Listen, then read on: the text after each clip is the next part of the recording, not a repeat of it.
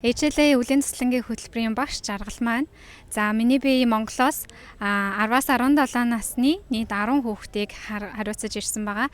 За хүүхдүүд маань эцэг эхээсээ хоол гадаад улсад суралцаж байгаа учраас шинэ орчинд дасан зохицоход нь туслах, за мөн сургуулийн дотоод дүрм журам цэцлэнгийн хуваарийн дагуу амжилттай суралцахад нь бүх талаас нь дэмжлэг үзүүлэх үүрэгтэй ажилладаг. За мөн эцэг эхчүүдэд нь хүүхдүүдийнх нь хичээлийн үйл явц хэрхэн явагдаж байгаа талаар, за цэцлэнгийн өдрүүд нь хэрхэн өнгөрч байгаа талаар тогтмол мэдээлэл өгч хоёр талд холбож ажилладаг байгаа.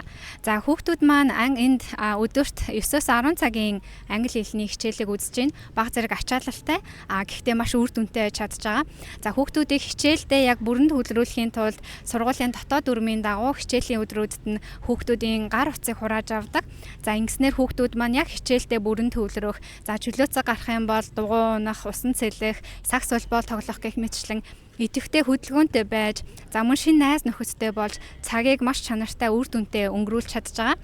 За хоёрдугаарт нь хүүхдүүд маань цуслангийн хамгийн хүсэн хүлээдэг өдрүүдийн нэг бол хүүхдүүдийн маань хувьд бол амралтын өдрүүд байдаг. За энэ амралтын өдрүүдээр бид нэр Филиппин улсын сонирхолтой үзэсгэлэнтэй газруудаар аяллуудыг зохион байгуулдаг. За өнгөрсөн амралтын өдрөөр гэхэд бид нэр Филиппин улсын хамгийн үзэсгэлэнтэй арлуудын нэг болох Бохол ардлаар нэг шөнө 2 өдрийн маш гайхалтай аяллыг зохион байгуулад ирсэн байгаа.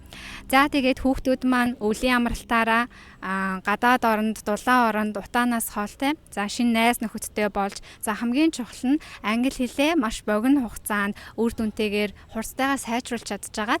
Энэ хөтөлбөрийн Гарден багшийн хувьд маш их баяртай байгаа.